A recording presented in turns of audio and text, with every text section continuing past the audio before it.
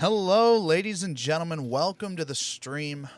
My name's DTM135. Of course, I'm going to be your captain today as we navigate the dangerous place known as CSM interviews. They're really not that dangerous.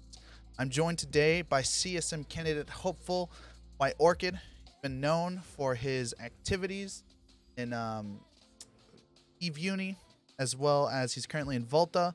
Before that, he was in Waffles. Been around the game for a while. He's seen some things. Tell us a little bit about yourself. Yeah, hey, so I've been playing probably since about start 2008 now. On and off throughout that time, spent a bit of time in Eve Uni, was a director in Waffles for about 4 or 5 years. Hold on one second. Thank you, Squishy, for the raid of 173. I hope your stream was fucking fantastic, dude. I hope things are going well for you, dude. Squishy, dude, what do you think? What do you think? Size this guy up. Give me your thoughts in chat. Anyways, why 0rchid? I'm sorry for interrupting. That's no worries. So I was a director in Waffles for about 4 or 5 years. Good bunch of guys, and just recently, about 2 months ago, just joined up with Volta. As we spoke before, I tried to run for CSM about 4 years ago now, as a relative kind of unknown, really. And I think I got knocked out at about 16th place, so I wasn't that far off. So I thought, you know what, I'm a bit older now, I've got a bit more experience, I might give it another go. Cool. All right. Let's dive into the questions. In your CSM campaign post, you state, one of the main points I spoke about when I ran before was around the Citadel shield timers, that I believe that you should be able to create the initial reinforcement timer at any time of day. I believe that this did make it in as its basis form part of my reasoning to run, which is to continue introducing quality of life improvements to all aspects of the game. Can you give me 5 quality of life changes that you'd make? Yeah, sure. So I think there's as a multi-boxer myself, there's some real kind of trickery around sharing UI layouts, graphic settings, and overview settings amongst characters. You can drop things like overview settings into chat and share them across people. You can use third-party tools to, share your UI layout, copy and paste your character IDs and that kind of stuff. But it'd be really nice if there was a slightly better way of managing that for people that just wanted to kind of spin up another character, just select something from a drop-down. I think that'd be really good. So second one, let's have a think. Yeah, so I think and this was one that was actually brought up in my Reddit post, which I think is a really good idea. I don't live in wormholes at the moment, but I have done in the past. And having your, when you ignore signatures and then maybe get disconnected or, you log out and log back in again, those ignored sigs pop back up again. And you have to kind of then figure out maybe which ones you've scanned, which ones you haven't. So I think that would be really good. For me personally, I used to stock a lot of Doctrine ships when I was in Waffles, and when you're moving around, stripping and repackaging was a little bit awkward at times. So you could kind of select a bunch of ships and repackage, and I think probably due to rigs, they wouldn't all strip and repackage sometimes, and you had to kind of work through them all individually. So I think that's probably something that that would be really helpful, I think, for people that do set up large amounts of contracts for bigger alliances especially. So as for kind of main quality of life improvements, that's kind of where I'm at with my main list at the moment. I think there's probably some other areas that probably need to be looked at, which aren't perhaps so much quality of life, but I think just general improvements to the game. And actually one of them came up today in the recent post, and that's access to Pochven. I think was done absolutely terribly, to be quite honest with you. They're changing it. Did you read the quadrant patch? Yes, yeah, Okay. yeah. So yeah, I think that was one of the things that was kind of on my list, and I think that's um, I think that's pretty important that they change that, because it's an area that the devs probably put a lot of time into. As a developer myself, they probably put a lot of time into it, and then to see not a huge amount of people actually making use of this content you've put in the game is probably not ideal. And yeah, I think that's that. There's a couple of other things, larger topics, I think, around player concurrency, big battles, that kind of stuff. We're gonna get into all of you that can, stuff. Let's you can keep go pounding on out some about that one. questions. We got 3 QL quality of life changes. I do have one question. I want you to answer this in one sentence for me, please, if you Yep. can. What sets you apart as a CSM? My length of time playing the game and experience in lots of different areas of space, coupled with a little bit of my real life, which is basically deciding the best ways of implementing things in software. Okay. Some players profess that we need alliance level income. What would you say to those players? Alliance level income. I mean, that's a pretty broad question. I mean, there's lots of forms of income at the minute, and there's lots of ways that people can do that. Certain groups tax their moons, for example. I have not been in large alliances recently. I was in Horde, but yeah, I'm not really sure that's an issue. I've not heard of a lot of people saying that's a big issue. It may well be, but it's not my area of expertise to say that, I don't think. Okay. Nullsec is too safe. How are you going to make it dangerous again? So I really enjoyed playing Blackout. We came back, we lived in a wormhole, we roamed Null a lot when I was in Waffles, and maybe that was a bit too far. There's probably ways that you can bring that a little bit more towards the dangerous than it is right now. Maybe some form of delayed local, that kind of thing, so that there's still some kind of safety net there, that it's not like wormholes, but it makes it a little bit better for people who are trying to pick people off in Null. To be clear, chat, when I'm asking these questions, I'm asking to figure out what he would advocate for. I don't think they're going to change. Cloaky camping is going to be getting nerfed soon. It's the most effective way to lower ADMs. What would you do to after these changes to allow players to effectively lower ADMs once again? That's a good question. I don't really know what they're going to be doing with cloaky camping yet. I mean, they've said some things happening. I don't know exactly what that is. But again, the ADM side of things, when it gets into like heavy Sov Null, I mean, I've been in Volta about 2 months now. Before that, we were kind of NPC Null, so I don't know a huge amount about the ADM style stuff.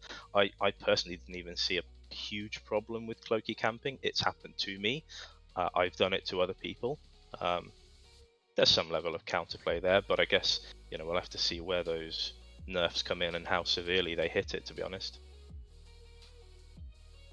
Okay, cool. All right, got a quick fire round. These are yes or no questions, pretty much.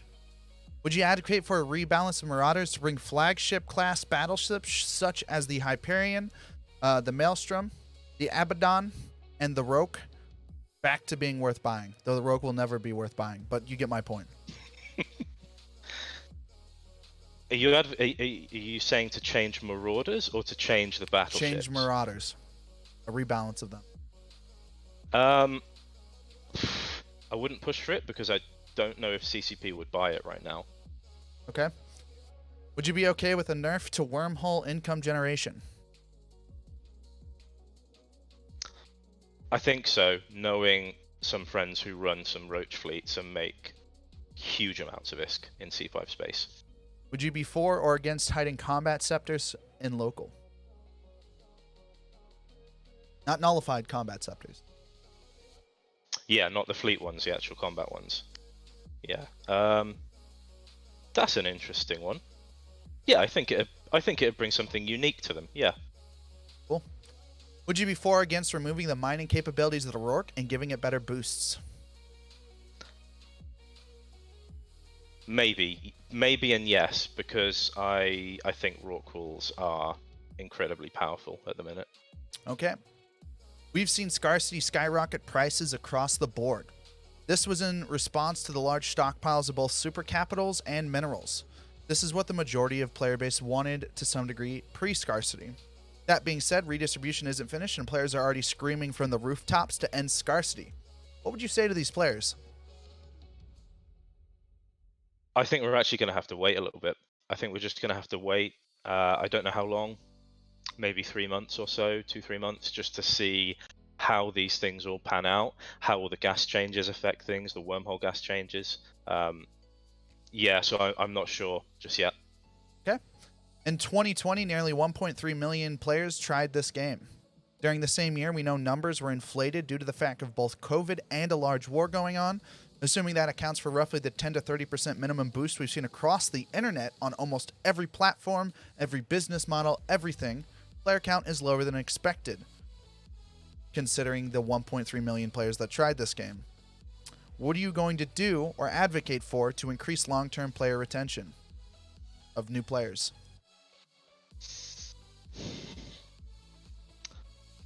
That's a good question. I think so. It's a difficult one as well. I know they've been working a lot. I mean, the NPE right now is massively improved to when I jumped in the game in 2008. So I think that's kind of an iterative approach. But I think you can probably only get so far. I think maybe teaching players about perhaps what the core of wider Eve is about, maybe getting them to try a few more things out in that introduction. I know Corps actually play a huge part in it as well. I can't remember where I read, but there was some statistic which said if players joined a corporation and met up with a group, that was they were much more likely to actually stay in the game. So maybe that something like that can be expanded on a little bit more as well. Okay. Non-faction warfare low-sec is a barren wasteland. How would you breathe life into this hugely underused space? I think you have to attract people with a carrot. So if there was something there, whether it be, a unique kind of combat opportunity or some kind of resource that you couldn't get from anywhere else, that I'm not saying hundreds of people would go and live there all of a sudden, but at least it would be a little bit more active than it is now. But yeah, I'm not sure on exactly what that might be, but I think putting something there that's valuable that people would want. Okay. In your campaign post, you say, I'm driven and put forth rational and calculated arguments. I read through your whole campaign post.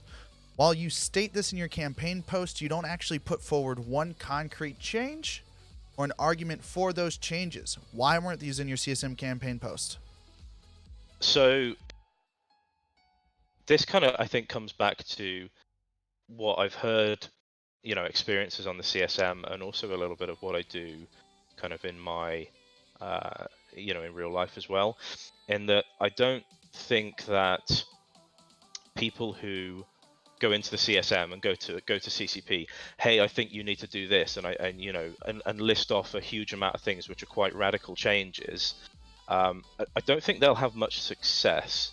I think maybe the small quality of life things they'll get through.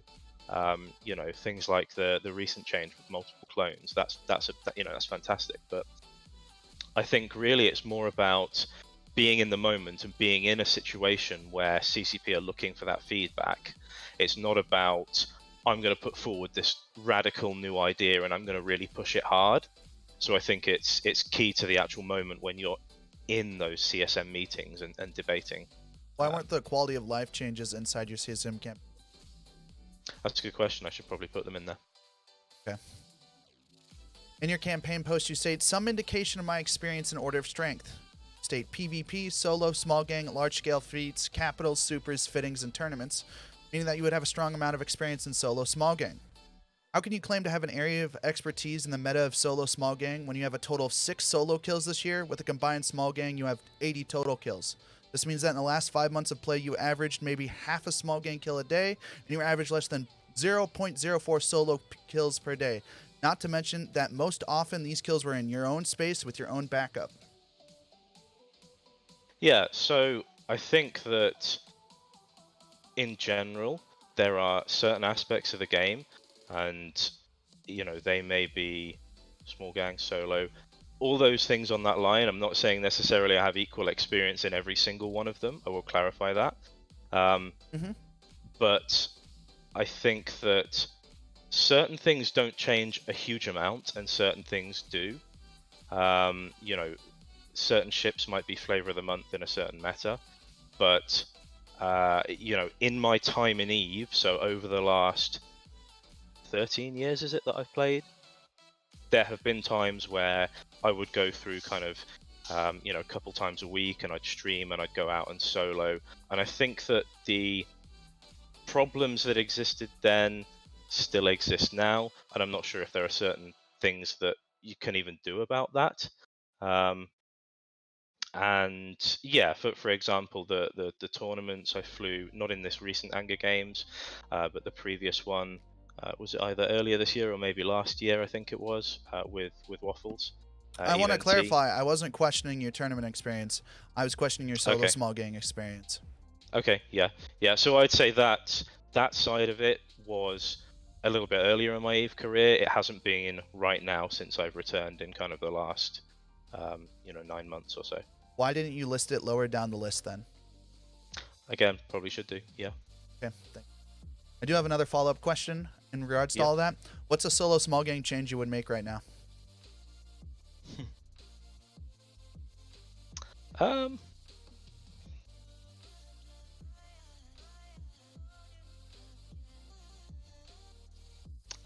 not going to say necessarily a change, but I think that it's possibly related to the recent scarcity stuff, in that I'm not sure where this is going to go and how it's going to affect the type of ships that people fly. For instance, things like, Osprey navies, Drake navies, those kind of things. Well, I mean, Caldari LP has been a bit of in a bit of a bad situation recently anyway. But I think that making sure that when this scarcity passes and things kind of settle out, that the appropriate ship cost is still in the right place for their strength. I know that's maybe not something that's unique to solo and small gang, but I think it affects them equally to your large hack fleets. I know I've heard that the hacks aren't. I have a question. Can I get clarification on what you were talking about Osprey navies not being flown? No, I'm not talking about them not being flown. Sorry, I'm talking about the cost of them in comparison. The Osprey navies and things. I would just use that as an example. Osprey navy and a Drake navy, because their prices and the fluctuation there compared to perhaps other ships. Can you give me an example of like another ship? Yeah, so we've had this discussion. It's actually been in EVE Uni recently, about how the Osprey navy is kind of increasing in price quite a bit, or it has done recently. And then when you compare it to, say, maybe a Scythe fleet, which in Rapid Light Form, it's got a little bit less range, it's faster, or a Caracal, is the price that Osprey navy fits in, seeing as it's pretty much, it's not a fleet ship, is it? It is a solo or a small gang ship. Is it in the right place, and how are these scarcity changes going to affect that? But the Scythe fleet issues weaker than the Osprey. Shouldn't it be more expensive? I think the difference is higher than the actual strength, the difference in ISK. Okay. And they're both faction ships, right? The Scythe fleet is strong in other areas. The Scythe fleet is, I used to love roaming in the dual prop autocannon Scythe fleet. Yeah. right? You state in your 2017 INN, you say, I'm hoping that people vote for me for the right reasons. My desire to help improve the game, rather than discount me due to my in-game ticker. I have a serious question when it comes to regards in this. Mm-hmm. Do you think that CSM voters should consider someone with a very large leaning towards how much their desire to help improve the game is, considering every non-troll candidate wants to help improve the game? You mean as opposed to just choosing someone that's in their alliance or Choosing something like someone that? that is a knowledge expert. The Over areas choosing that they someone in care their about. alliance. I mean, there are I multiple see. reasons why you choose Yeah. someone. There's a Yeah. couple Yeah. different things I look at personally when I'm looking at a candidate. I'm looking at how well they handle the stress of interviews, not just mine, but other people's interviews, how well they get along with other CSM members, how they interact with the community, how they deal with their knowledge expertise, the changes that they want to bring to the table, the things they'd advocate for. Those are just some of them. Yeah. Yeah. I mean, I think So do you it's. think where would you rank someone's desire to help improve the game on that?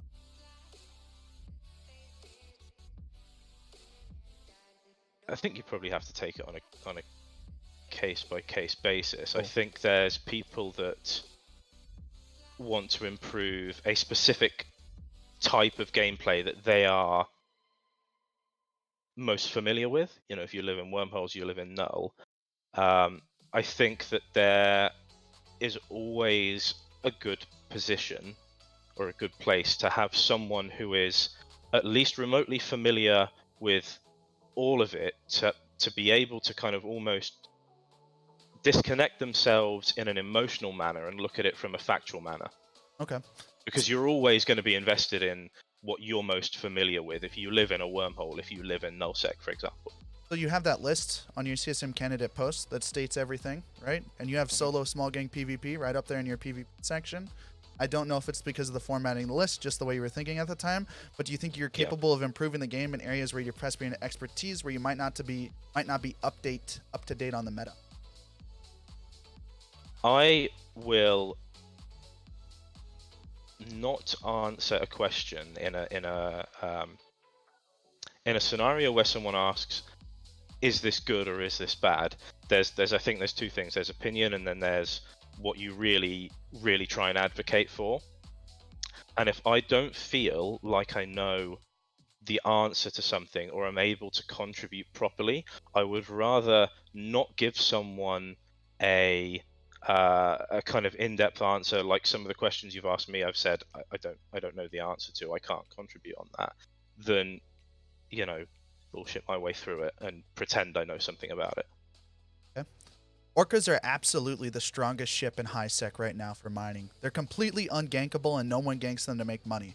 It's a net loss for anyone who tries to gank them, which means there's almost zero risk unless you're at war for flying an orca.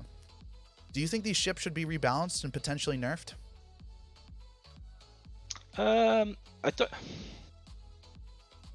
I don't know if nobody ganks them. I've seen some people. I'm telling you, them, but... if you're ganking them, it is a net loss.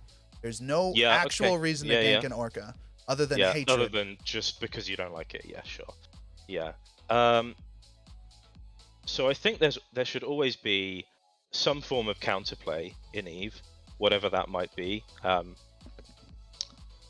And I think that does kind of seem like an I win button. You know, if you're flying something like that you feel so safe that you know that if you're going to get killed, the other person's got to shell out more risk than you. That doesn't really feel right. But sometimes people just do it for the hell of it, right? Sometimes people do gank for a net loss and just because. I just want an answer though. Would you rebalance the orca? Probably in the area of nerf, even if you gave it like stronger boosts.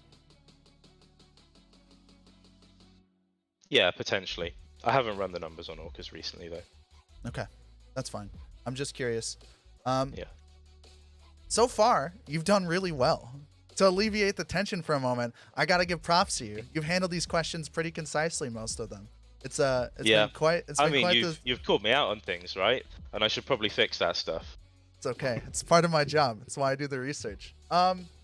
So man, this is gonna end up being a short interview. I had 3 pages of question. Um, I do have some other questions that I'm curious about what you think. Yeah, yeah. What do you think about the current state of nullsec? Give me what you want done in nullsec right now. I don't like. So I have nightmares of Serenity server, of someone ending up, taking over the entirety of Eve. Okay. I'm not going to name names on TQ, Okay. but I also don't have a solution for it. But I don't like Well, the I'm feeling here to that you figure can out do what these you'd advocate big for. blue. I'm here to figure out Yeah, what you advocate for. So yeah, my question for you is so you've thought about this. This is clearly something you don't like. yeah. It doesn't have to I be don't. perfect. Yeah. Give me like a change, like a direction you advocate. That makes sense. I'm trying to boil down to what kind of I CSM member you yeah. want. I would like opportunities for smaller groups of people, which I might not be so much in Volta, but we're still a smaller group than some of the big blocks. But I was in Waffles, and you can't compete with big groups. I think there's a place for both of them, but I think it's too heavily skewed towards the big Okay. groups. So, with the influence of ranges of super capital fleets, people are able to hold down entire regions easily and breathlessly. And soon, with the removing of cloaky camping, it's going to be even more difficult to lower ADMs and to control systems. So, would you advocate for heavier jump fatigue or jump range changes to allow the influence of these groups to be smaller inside of the space and decrease the amount of space they can effectively own? Yeah, I think there's a potential for that. I also think that there should be some kind of repercussions other than ISK for taking Ansiblexes, because I think they're too strong at the minute, to be honest. I use them every day, but I still feel that being able to traverse such a huge distance is quite strong. On the flip side, everyone is so spread out, that if you do that, are people just going to sit in their home stations? I don't know. Okay. You talked about how you don't like these groups owning vast swaths of area, and in recent times we've seen them try to move out a little bit from their HQs so that all the activity isn't centered around 1 or 2 systems in a region. That being said, even with the spread out and pre-spread out, one of the biggest issues we have inside of nullsec, especially solo small gangers, is getting and catching ratters. It's not because we specifically want to kill ratters, but one, we want a response fleet, so we need to stir up trouble. And 2, this is a huge fucking waste of a solo small gang PvPer's time to actually kill most ratters because they are shit fit. You don't make any money from it. The reason you're doing it is because of content. So my question here is, how would you change the current ratting mechanics in Sanctums, Havens, Forsaken Rallies, hubs, all of this kind of shenanigans, drone hordes, patrols, whatever, to encourage both PV ears to come back, undock, and fight you if they get off, and to allow for solo small gangers to maybe make some ISK on the side? I think you've got to make it worth that ratter coming back out, right? So you've got to tie something into these sites to make them think, oh, I'm going to lose a load of ISK if I don't undock and go and fight these guys, whether that's with a fleet or not. So whether you tie something into the end of the site, maybe something happens near the end of the site, like you can't just sit there making your ticks and, oh, it doesn't matter, I've left halfway through a site, I'll wait for them to go and start another one maybe.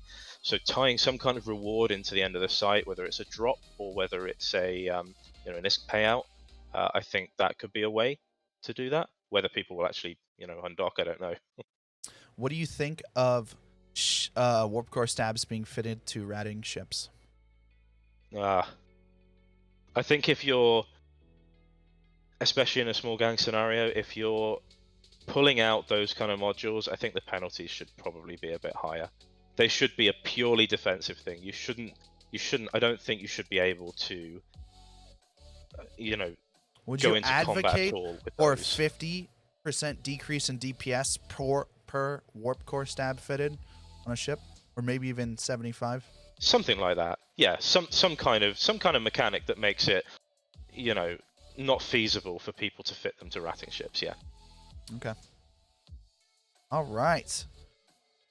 Hammered through the bulk of the questions that I have now. So I'm going to open it up to chat. Chat, if you have questions, feel free to ask them now. And while I gather up some questions, why don't you tell us about something that's near and dear to your heart, man? Anything? Anything. I don't care what it is. Yeah, I think we spoke about it before, but I'm happy about seeing the recent changes with the Podge stuff. To be honest, any kind of accessibility, I think that's good for the game. I said as a dev, it's really good to see something you built being used.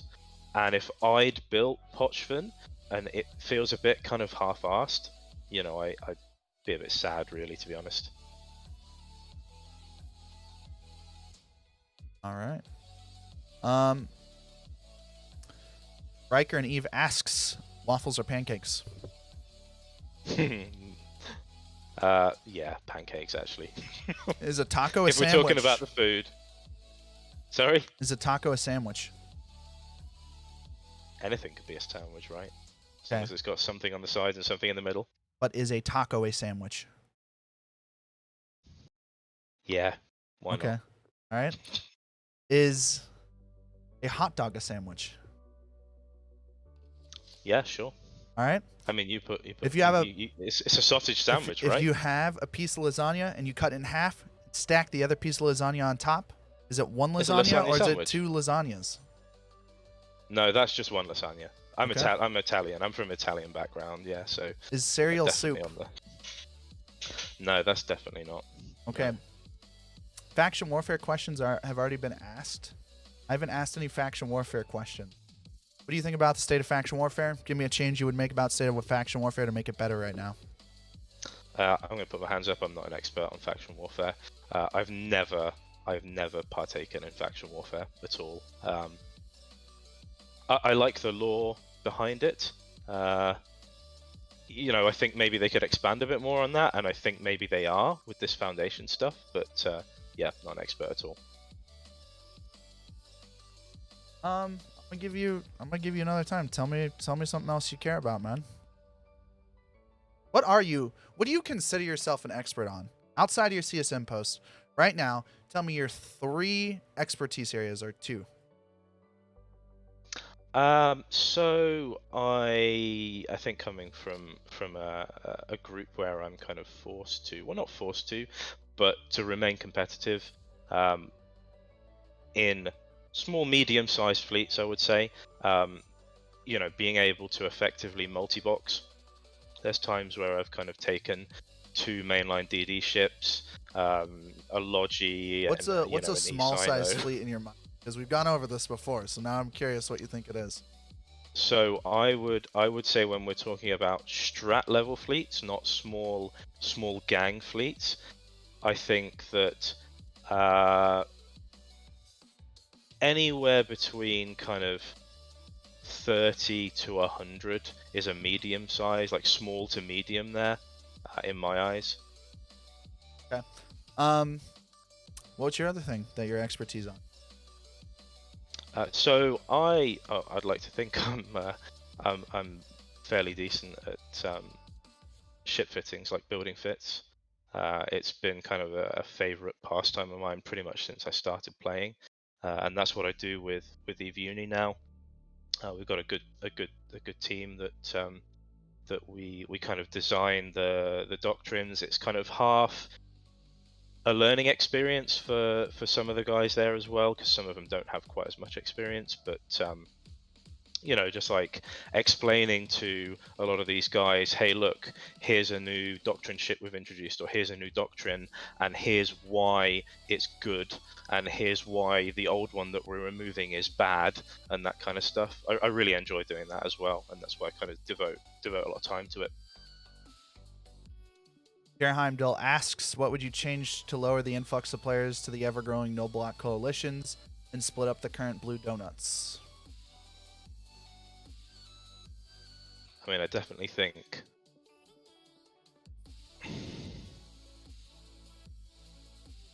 I don't know how you can lower the influx of players to them. You know, short of putting hard caps on things or making them less enticing. I'm not going to come up with a magic answer to this. I don't know if there's a clever way that you could, and I'm thinking out loud, it's kind of saying, you know, seeming maybe a bit too complex, a clever way you can tie, not necessarily standings, but ways in which people interact to, you know, some kind of in-game advantage or disadvantage that effectively, you know, not forces people to not blue other people up, but at least makes them think twice about it. I'm not sure exactly what change that could be. Sorry, someone said you have my vote, and I was like, I'm not running. Oh, right. Well, maybe you should. Well, they also said you have their vote, so that's... Oh, that's good. Thank you very much. I appreciate that. So you don't know what you would do to lower the influx of players to the ever-growing no blocks coalitions? Not specifically, but I think, you know, as I said, you gotta either find a way of putting a hard cap on it, or you've got to find a way that makes another type of group or gameplay more appealing to people.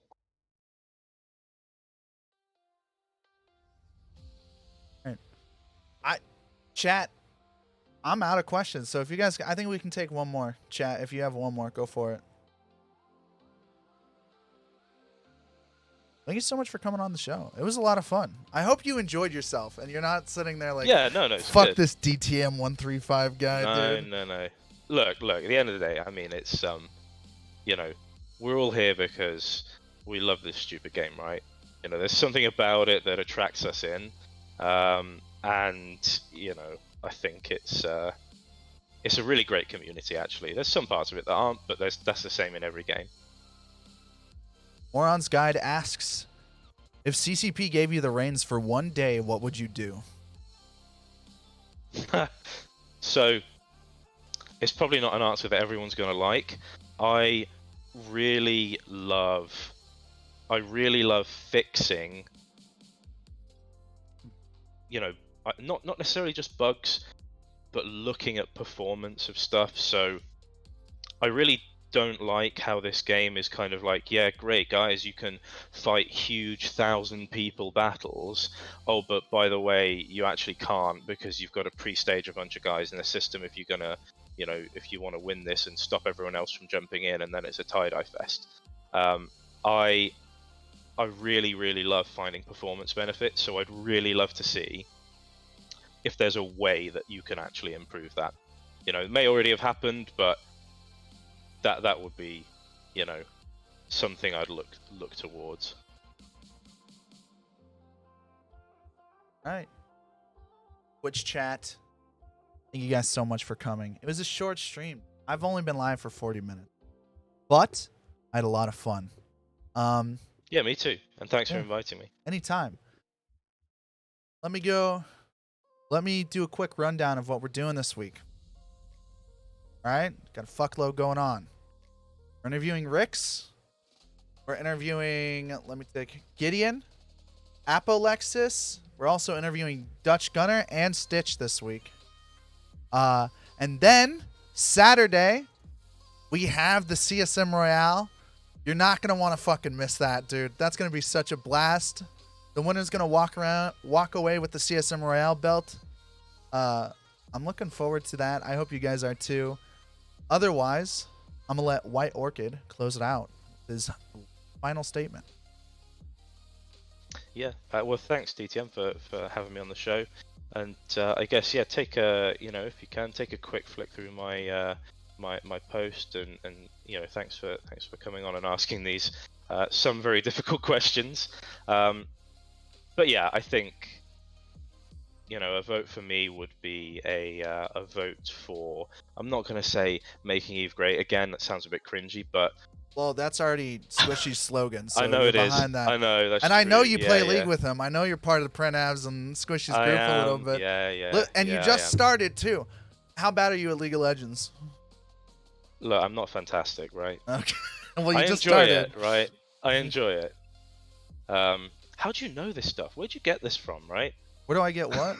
Dude, How did you know that I play League with Squishy? I fucking find everything.